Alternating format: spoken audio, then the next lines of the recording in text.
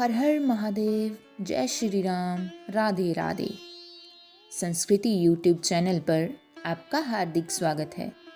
अगर आपको हमारी वीडियोस अच्छी लगती हैं तो हमारे चैनल को सब्सक्राइब करना ना भूलें और हमारी यूट्यूब फैमिली का हिस्सा ज़रूर बने।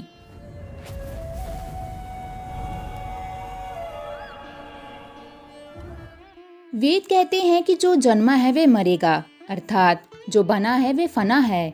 वेदों के अनुसार ईश्वर या परमात्मा अजन्मा, अप्रकट, निराकार, निर्गुण और निर्विकार हैं।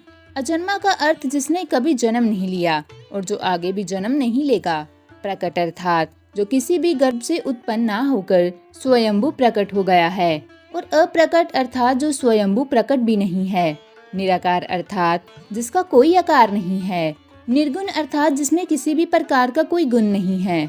निर्विकार अर्थात जिसमें किसी भी प्रकार का कोई विकार या दोष भी नहीं है। अब ये सवाल उठता है कि आखिर भगवान शिव क्या हैं? वे किसी न किसी रूप में जन्मे या प्रकट हुए, तभी तो उन्होंने विवाह किया, तभी तो उन्होंने कई असुरों को वरदान दिया और कई असुरों का वध भी किया। दरअसल जब हम शिव कहते हैं तो वे निराकार ईश्वर की बात होती है, और जब हम सदाशिव कहते हैं तो ईश्वर महान आत्मा की बात होती है, और जब हम शंकर या महेश कहते हैं तो वे सती या पार्वती के पति महादेव जी की बात होती है। बस हिंदूजन यही भेद नहीं कर पाते हैं और सभी को एक ही मान लेते हैं।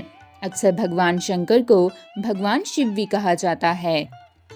शिव पुराण के अनुसार भगवान सदाशिव और पराशक्ति अंबिका, यहाँ माँ पार्वती या सती की बात नहीं हो रही है। इनसे ही भगवान शंकर की उत्पत्ति मानी गई है।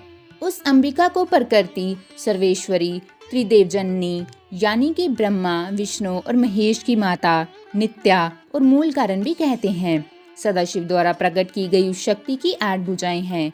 पराशक्ति जगत जननी व देवी नाना प्रकार की गतियों से संपन्न है और अनेक प्रकार के अस्त्र शक्ति धारण करती हैं। वे शक्ति की देवी काल रूप सदाशिव की अर्धांगिनी दुर्गा हैं। उस सदाशिव से दुर्गा प्रकट हुई। काशी के अनंत रूप वन में रमन करते हुए एक समय दोनों को ये इच्छा उत्पन्न हुई, किसी दूसरे पुरुष की सृष्टि करनी चाहिए, जिस पर सृष्टि निर्माण का कार्यभार रखकर हम निर्वाण धारण करें। इस हेतु उन्होंने वामांग से विष्णु भगवान को प्रकट किया। इस प्रकार भगवान विष्णु के माता और पिता काल रूपी सदाशिव और पराशक्ति दुर्गा हैं। भगवान विष्णु को उत्पन्न करने के बाद सदाशिव और माँ शक्ति ने पूर्वता प्रयत्न करके ब्रह्मा जी को अपने दाहिने अंग से उत्पन्न किया और तुरंत ही उन्हें भगवान विष्णु के नाभि कमल में डाल दिया। इस प्रकार उस कमल से पुत्र के रूप में हिरण्यगर्भ यानी कि ब्रह्मा जी का जन्म हुआ। एक बार ब्रह्मा जी और भगवान विष्णु में दोनों में सर्वोच्चता को लेकर लड़ाई हो गई, तो बीच में काल रूपी एक स्तंभ आकर खड़ा हो गया। तब ज्योतिर्लिंग रूप काल ने कहा, पुत्रों, तुम दोनों ने तपस्या करके मुझ में सृष्टि यानी जन्म और स्थिति यानी कि पालन नामक 2 कृत्य प्राप्त किए हैं। इसी प्रकार मेरे विभूति स्वरूप रुद्र और महेश्वर ने 2 अन्य उत्तम कृत्य यानी कि संहार यानी विनाश और तिरोभाव यानी कि अकृत्य मुझसे प्राप्त किए हैं, परंतु अनुग्रह यानी कि कृपा करना नामक दूसरा कोई कृत्य पा नहीं सकता। रुद्र और महेश्वर दोनों ही अपने कृत्य को भूले नहीं हैं, इसलिए मैंने उनके लिए अपनी समानता प्रदान की है। सदाशिव कहते हैं, ये रुद्र और महेश मेरे जैसे ही वाहन रखते हैं, मेरे जैसा ही वेश धारण करते हैं और मेरे जैसे ही इनके पास हथियार हैं। वे रूप, वेश, वाहन, आसन और कृत्य में मेरे ही समान हैं।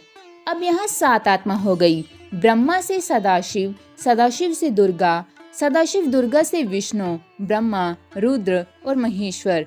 इससे ये सिद्ध हुआ कि विष्णु भगवान, ब्रह्मा जी, रुद्र और महेश जी के जन्मदाता काल रूपी सदाशिव और दुर्गा हैं। उस काल रूपी ब्रह्मा सदाशिव ने एक ही समय शक्ति के साथ शिवलोक नामक क्षेत्र का निर्माण किया था। उस उत्तम क्षेत्र को काशी कहते हैं।